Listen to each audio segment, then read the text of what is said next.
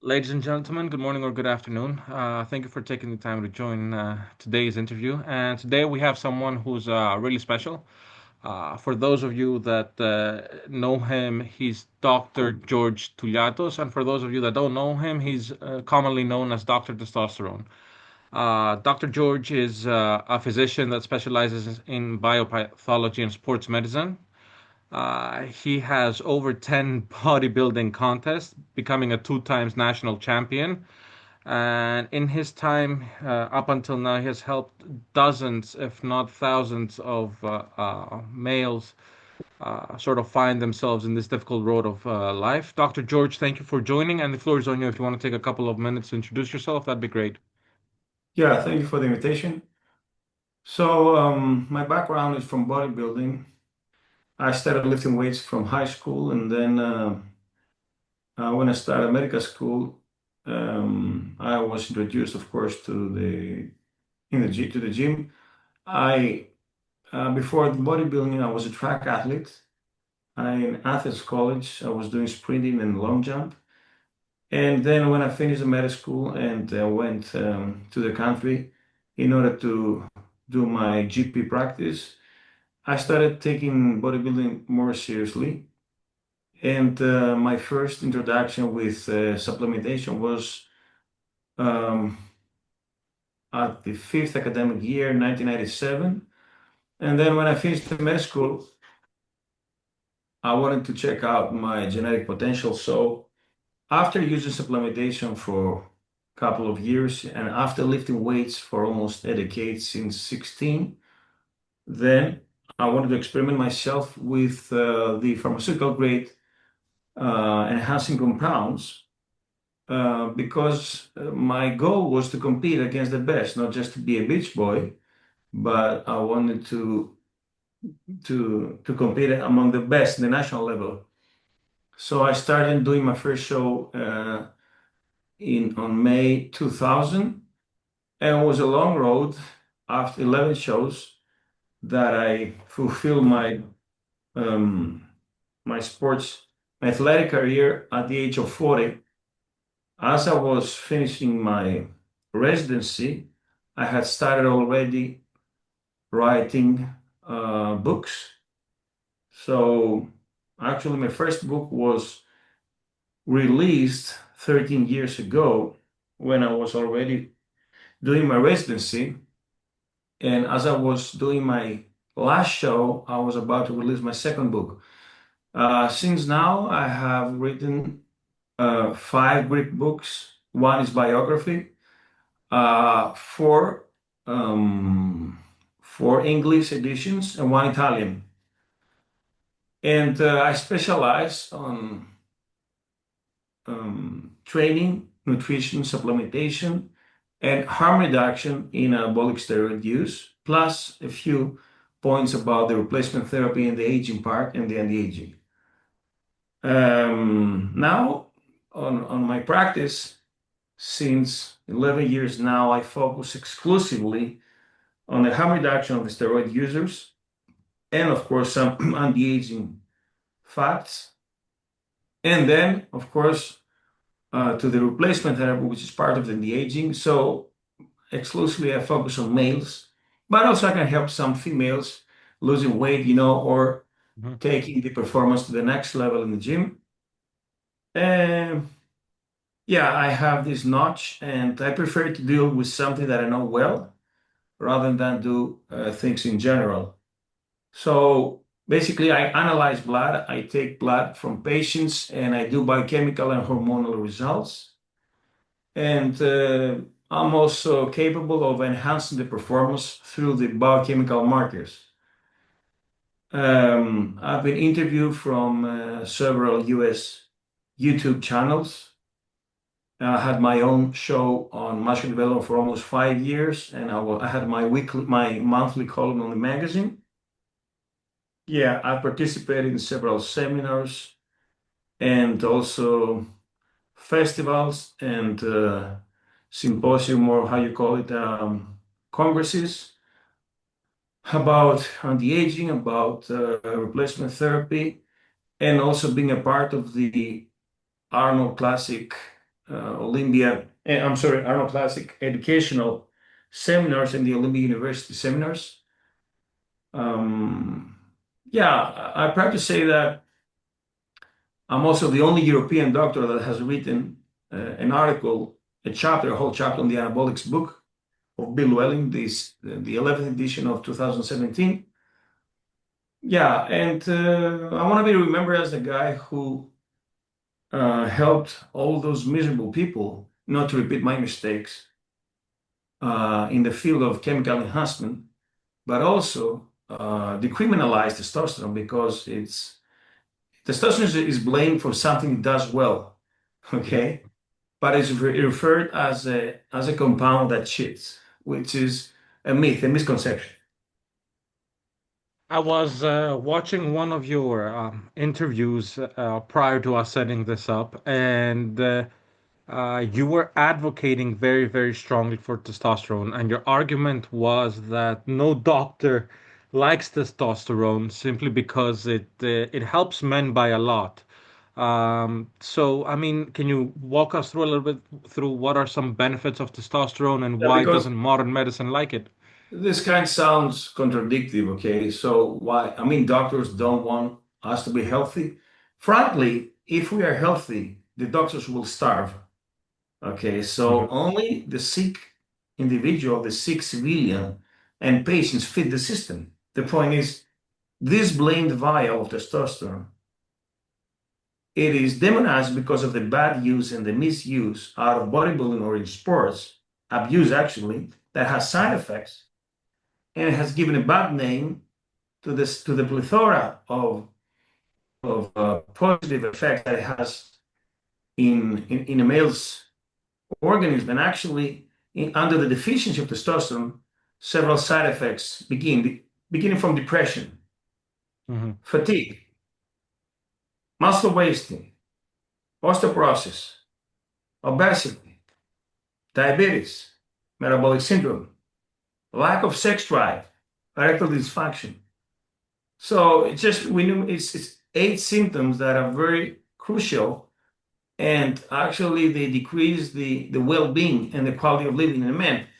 So under the deficiency of testosterone, if we don't administer testosterone, we're gonna need SSRIs, we're gonna need anti-diabetic drugs, erectile dysfunction drugs, EPO perhaps, Hmm. uh, bone mineral density medications. All right. So this is a billion industry Yeah. compound and prescription. Okay. So testosterone is the one drug that blows away several other medications that are highly prescribed on a daily basis, including statins, because if you take testosterone, you become leaner. And when you become leaner, your lipids improve, your cholesterol improves. Something done by statin, for instance, okay? Hmm. But actually, statin is the number one prescribed medication worldwide. Anyway, so the benefits are you improve your mood, okay? Because testosterone is antidepressive. We know from castrated men or old men that have low testosterone Yep. deficiency and hypocrisy that they live miserable. They want to die. They have suicidal thoughts. Yeah. It fights. It fights fatigue and it improves stamina and endurance because testosterone increases the number of your red blood cells, and in this way you have more oxygen to the tissues by releasing EPO.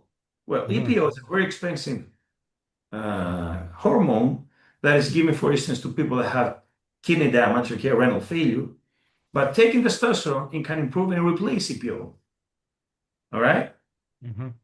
Also, testosterone improves both bone density and also indirectly by improving muscle mass. And as skeletal muscle becomes stronger, then the more tight it um, attaches to the bones, and then bones as a result become denser. Right. All right. Okay. Then, as you have more muscle, you much more effectively burn the glucose and you reverse diabetes. Hmm. What if you So have something like thyroid, for example? no, it's not dealing with thyroid. But listen, thyroid and testosterone and the the master two glands that control metabolism, okay? Mm. So hypothyroidism and hypogonadism, they can both make you severely obese. Okay, so you don't have the efficiency and the ability to burn the calories and have thermogenesis and have the energy, because without testosterone, you don't have simple the energy to get off the couch and have this determination to say, I want to go to the gym today, not tomorrow. This Mhm. is the result. This self-esteem boost is the result of testosterone. All right. Um, of course, then it improves the vasodilation in the cavernous bodies of the penis, and you have much more better erection. But also, nothing can replace testosterone in the sex drive, which is an instinct coming from the Mm. brain.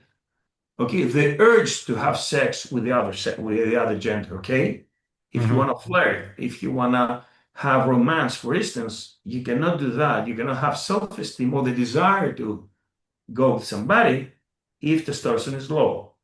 And we see this by bodybuilders that have crashed testosterone right after the show or right after the cycle. Like they simply don't care about women or sex.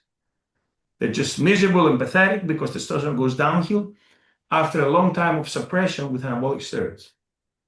Do you see that problem growing in Yes, this yes. generation? So in the 21st century, is way worse the things rather than the 20th century. And actually, 50 years ago, half a century when I was born or more, the levels were almost double as today. All Hmm. right. And it's multifactorial. First of all, it's the lack of sleep. We turn from with electricity, internet, with lights, we turn the day, the night to day because we want to work, we want to make money, and messing up the circadian rhythm uh, messes up also the hormones, okay? And there's no production of testosterone, there's no production of growth hormone, there is super accretion of cortisol, the ghrelin and the leptin are messed up, so everything goes wrong in the metabolism. Then it's the toxic foods that we're eating, too much refined sugar, too much trans fat, Mm. okay, too many radicals um,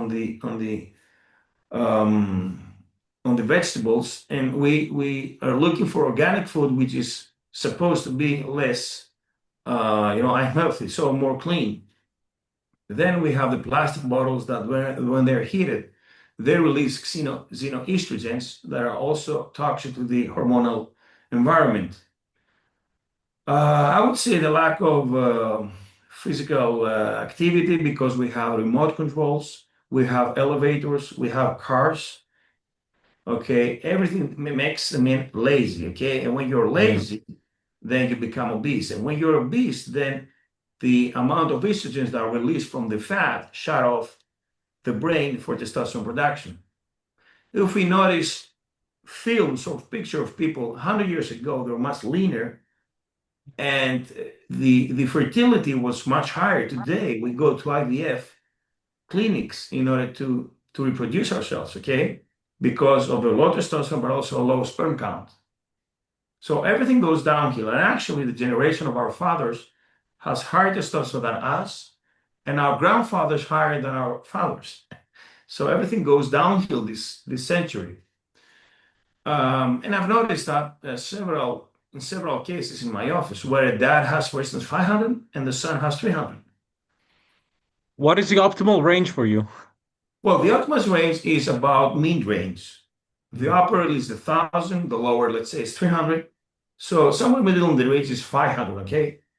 Now, you may have a decent life and you may thrive if you have at least 50%.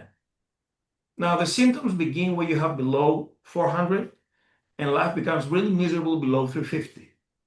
Now, officially, below 300 is considered as hypogonadism. Nevertheless, some bloody laboratories have ridiculous low levels of 250 or even 200 in order to be diagnosed. But the point is, we don't treat the patient as a bloody number on a piece of paper. We take consideration the symptoms, okay? Depression, fatigue, lack of sexual desire, okay? And then also we check out the blood, which is the let's say the mirror, okay? But how those levels are supposed to be taken. We take a random sample from the society, okay? Now, usually nowadays, this sample of people is not ideal, it's not considered as super healthy. So the upper limit is 700, the lower limit is 100. So we make an average of much lower levels, which is actually not healthy, and we compromise with this decline. So in 2025, in order to be diagnosed to the lowest level, you need, let's say, 199, rather than in 1970, where you need 499, Right. because levels back then were 1500 to 500, okay? And doesn't mean that the lowest, if you're in the lowest range, you're considered as healthy, because with such low levels, it's literally as you have low batteries, okay? And as you have less energy, you're not able to move, to burn calories. The food that you eat becomes fat, okay? And you cannot push yourself to the next level. So men should thrive over 100, but doctors do not want men to be strong and healthy because in the absence of testosterone, give plethora of other medications. Plus, they have this hormonophobia and the fear out of bodybuilding use. But we're not talking about abuse here. We're talking Mm. about optimization of testosterone. Just take 100 to 200 milligrams, not 1 or 2 grams that the idiot bodybuilders are taking. Right, I see. And it's very interesting because I was about to make that exact point. I've been a victim of it, and I know many people that have actually visited your offices that were a victim of it, where they would go to doctors and they would have testosterone levels of, let's say, 200, and the doctor would tell them you're absolutely fine. No, And they you're not would. fine. Listen to me. I freak out. You're not fine. You're low. And actually, low is not good. Mm, But why? Why? When the TSH is supposed to be the master gland of the master regulator of the thyroid, just a little bit exceeds the 4.5, you take your T4. Why not to do the same thing with testosterone? Why not to be fair straight with testosterone like you deal with thyroid, okay?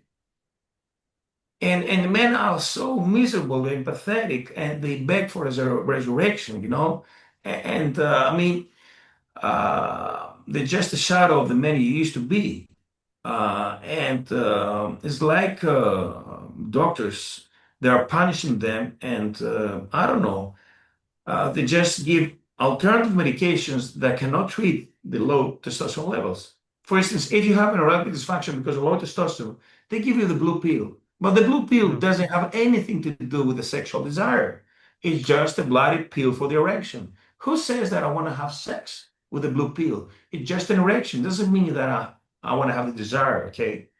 And mm. actually, testosterone is more than having sex. It's about being lean. It's about being happy. It's about being strong. Okay. It's not just for lifting weights or having an intercourse. It's more than that. It's a metabolic hormone. Its existence, we develop metabolic diseases. Okay. What about estrogen then in men? Estrogen is vital, but listen to me. It's vital because why testosterone is so fundamental hormone? Because it produces two metabolites, estrogen and DHT. Estrogen is vital and necessary for the brain, okay? It's neuroprotective. It's vital also for the endothelium and the good cholesterol. When we crash the good cholesterol in bodybuilding because we want to look dry and hard, we crash the good cholesterol that cleans the arteries, which is the Uh, HDL, and we mess up with the endothelium, the lining of the arteries. All right. The estrogen is good also for the sex drive because both men and women, we need just a little bit of the opposite hormones. As women need a little bit of androgens, we men need a little bit of estrogens. All right.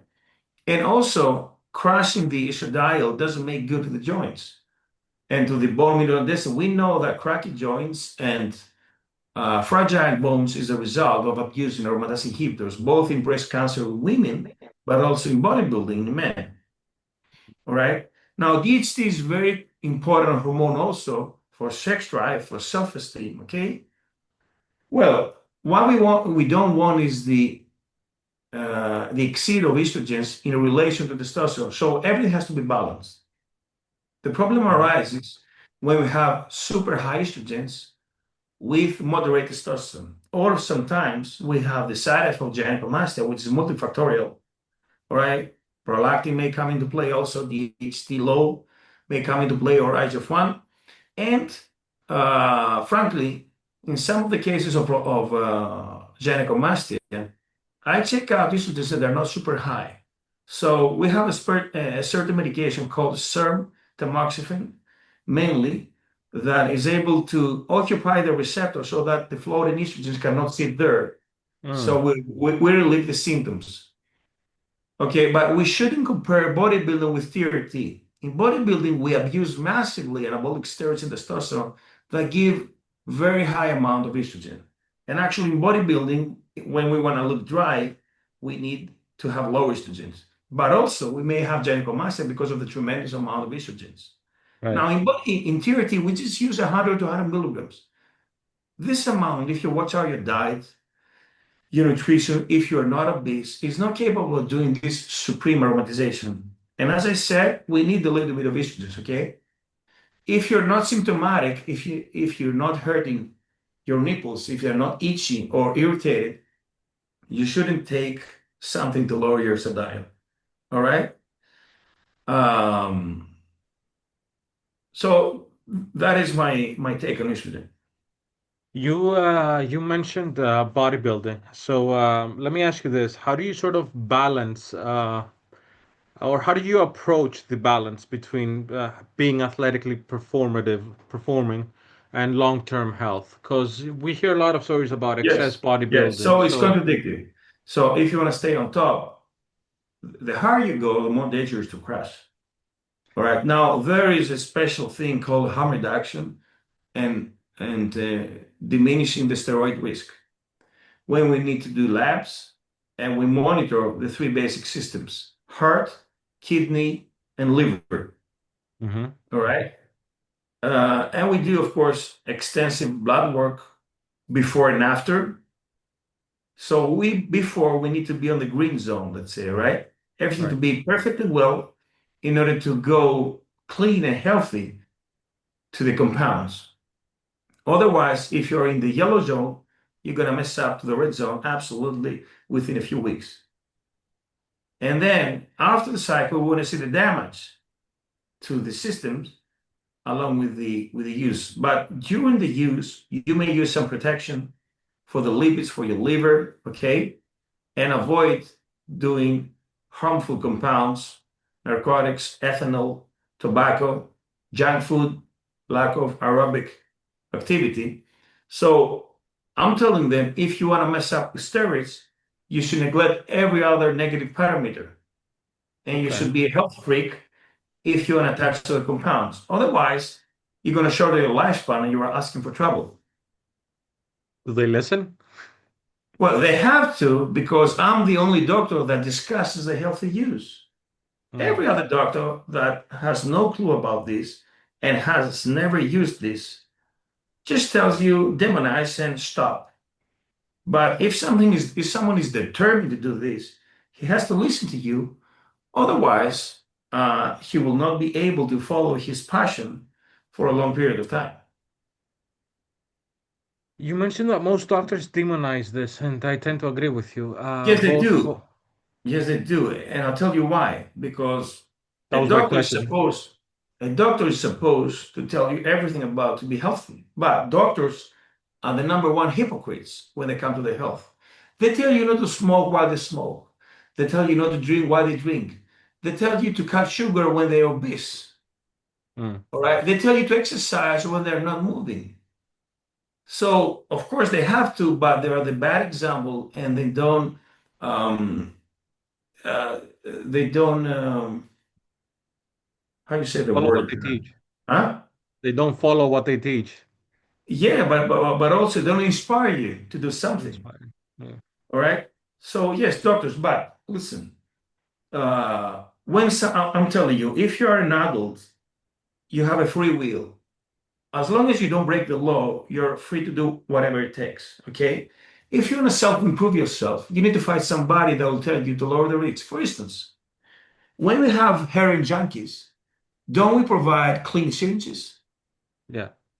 Don't we give methadone to get off from heroin? Yep. When somebody has lung cancer because idiotically he smokes for half a century, don't we operate him? We Yes. do. When is somebody that toasts his liver and burns out his liver out of tequila, let's say, don't we follow? I mean, don't we help and do a liver transplant, for instance? We Why do. consider the steroid junkies on somebody like a leopard, because out of jealousy and envy? Well, there are people that use themselves in order to make money as a doorman, as a security guards, okay? Hmm. As artists, as dancers, as actors. So why a steroid junkie should be blamed on somebody who is to the side, okay? So we shouldn't mess up with his decisions, just we need to help. I'm sorry if I interrupt you, but I want to make it clear that it's not about judging here, pointing the finger. It's about helping. If you're not having the ability to do that, step aside for people that are capable of this. No, Doc, it's okay. I mean, I never thought about it that way. I thought about It's a it stigma. mostly It's a stigma. mostly in terms of dealing with the medical industry as a whole and the pharmaceutical industry as a whole, and how potentially having men with testosterone levels of 1,000 could be a danger to society. For No, some, a back in the thousand? day, 50 years ago was 1,000, the regular level, okay? right? Yeah, but if you have that today, I would see that I would assume, I mean, back so many years ago, these people were the people that would go to war, the trailblazers, the ones that wanted to discover Absolutely, yes, yes. all those things. And if you have that thing in society, then potentially you have societal evolvement. And I don't see a lot of pharmaceuticals wanting societal involvement rather than societal subdue, which kind of that was my sort of thesis. I believe in the absence of testosterone, men become like ships, and they tell them whatever to do, and they just dictate them. All right? They don't have the power wheel. Do you think that will ever change? Do you think it will change on a mass Yes, scale? I believe that after my death, the testosterone will be decriminalized, and more men will realize the need and the global epidemic of low testosterone. There's a lot Men of are people that extincting. Men are extincting in 21st century. there's a lot of people that advocate for a healthier lifestyle, whether that is something as simple as exercising or something of that sort. Is there a natural way to boost your testosterone in the Absolutely, modern yes. world? And actually, I don't advocate the misuse of testosterone for no particular need.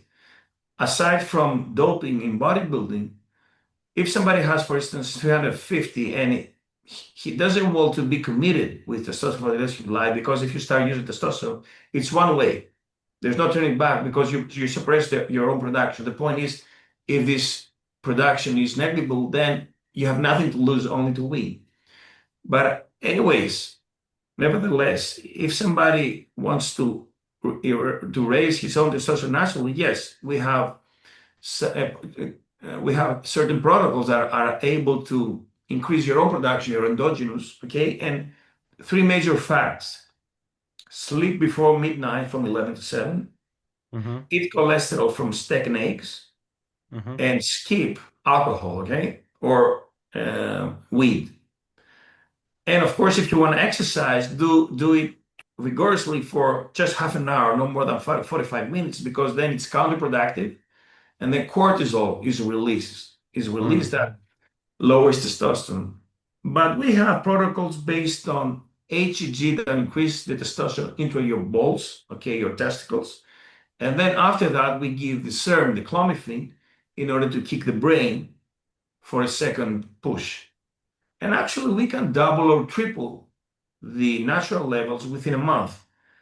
The question Wow. mark is if it's going to remain there, if it's going to stay there. So, as long as you don't overtrain or mess up with the diet, yes, most likely you're going to have good levels.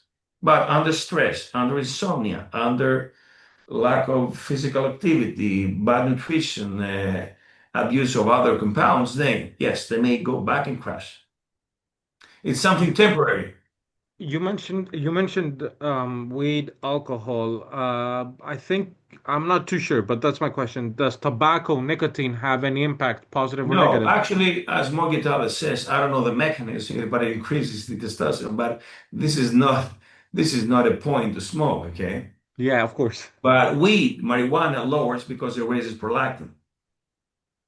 What is prolactin? How does that impact Prolactin is testosterone? a hormone released from the frontal lobe of hypophysis.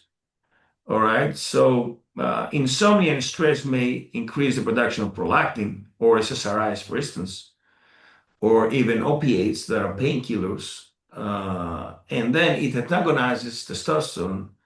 And moreover, it leads to anorgasmia, having the ability not to come into an orgasm, okay? So not to finish your sexual play. So prolactin is something bad for the sex drive and something bad for the natural testosterone. So we want prolactin not to be crashed, but also not to be high to the highest levels, okay? To Hmm. be about mid-range, let's say. I had a friend that actually visited you, and his prolactin was really, really high, and he told me that once he started fixing it with you, he could feel in his scrotum it being slowly not so tense. So Really it was like the flow impressed. was a lot better. So I mean, I don't know if it's a general thing whether you feel it in your scrotum or not, but my friend was telling me that it had impacted him a lot, and he could feel the tension there. Yeah. Well, the scrotum is the testicles, and it's where testosterone is released, okay? And also sperm is made. Okay. Okay. What about the psychological aspects of hormone therapy with your patients? How do they tackle that? How do you tackle that? So testosterone is making you happy and physically and mentally also healthy and satisfied. Okay, so it fights depression. You have better self-esteem, cognitive function, sharp thoughts. Okay, determination. You're more confident, and you don't have this foggy mind, the lack of determination. And when you're afraid and intimidated. So yes, it's not about just the muscle, but also for the mind. And actually, people that are taking SSRIs and they're diagnosed with low testosterone, as soon as they start taking testosterone, they're going to realize that they don't need the same dose of the SSRIs, so they lower them. And eventually, they may stop them because Hmm. testosterone takes you high. It's reduced to DHT, which is purely antidepressant hormone. And we realize this from castrated men out of prostate cancer, a very old technique that they become severely depressed and they're not able just to say their names. I mean, they are like scared, um, they're like scared, afraid bunnies, they're so pathetic. So DHT gives you this determination, this aggressiveness, this thing to be highly competitive with other people. So why does the field of psychology or psychiatry instead of SSRIs, doesn't it sort of Well, help them? SSRIs certainly help when you have a messed up brain chemistry. Yeah, yeah, The point 100%. is, testosterone improves serotonin, which is the joy hormone, dopamine, the feeling of your reward, and also it's reduced to DHT that has major antidepressant. And as a matter of fact, if you take both SSRIs and testosterone, and you keep taking the same dose of SSRIs, you may go to hyper and to a hyper state that's called mania. So it's the opposite of Mm. depression. So be aware and watch out when you take SSRIs because you have to lower the dose. Otherwise, you're going to be super happy, and then you go to mania, Manic. which is something that you don't want to. It's very hard to come back from that as well. Do you work with psychologists? Do psychologists work with you or psychiatrists work with you? No, but I'm very satisfied when some patients tell me that their psychiatrist, which is super low, but I give credit to them, tell them check out your testosterone may be low and depressive. But frankly, who's going to say that? I mean, if they admit that about testosterone, they're going to lose the cases of Mm. giving SSRIs.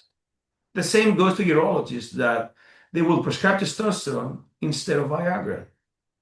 The opposite actually happens. Take your blue pill and don't take testosterone in order to give you the blue pill forever. But if you take testosterone, you're not going to need eventually the blue pill. Okay. I understand we're wrapping up a little bit on time, so I'll finish up with just a couple more questions if that's all right. One's more generic. How do you see the future of bodybuilding in Greece and internationally? Well, I had an interview yesterday with Jimmy Mendes, the FAB Pro, the Greek guy, and we agreed that bodybuilding nowadays is the freak show that perhaps is going to the wrong direction because size matters, more is better. The Olympia winners usually are over 300 pounds. We're losing the aesthetics and certainly presentation and posing is something neglected. So we don't see the grace of the 80s or the Hmm. 70s. We just have the mass masters that they pose clumsy. And of course, bodybuilding is an art, and posing should be an art, and it's about beautiness, okay, and not just be like a gorilla. Now, in Greece, unfortunately, we don't have quite many professionals because number one, we don't have the NPC, which is the real federation, and then the financial demanding of preparing and doing shows is extremely high. So basically bodybuilding is amateur in Athens, in Greece. Hmm. Okay, we don't have a very strong federation. We have several federations that are weaker, and yeah, well, the gyms are very few are good. All right, let's Hmm. say to be above average. Perhaps they don't have the access to good compounds. The supplements are okay, but in the US are much better. And the prices are much lower. And yes, generally now the average Joe cannot afford doing bodybuilding in a professional level because of the high cost. But nevertheless, we have quite a few talents that are very promising, and now then under certain guidance, they can go much further. Okay. Do you think if there are steps that we're taking to improve that scene, whether in a unionized federation, Yeah, or I don't perhaps, know? but this is as with Jimmy. I said with Jimmy, he tried that, but there are different reasons, egos, and other things that come aside. Perhaps bureaucracy, and also something related to my profession. Not many bodybuilders go check themselves. So they have a shorter career because they don't want to fix the machine. Right. Okay.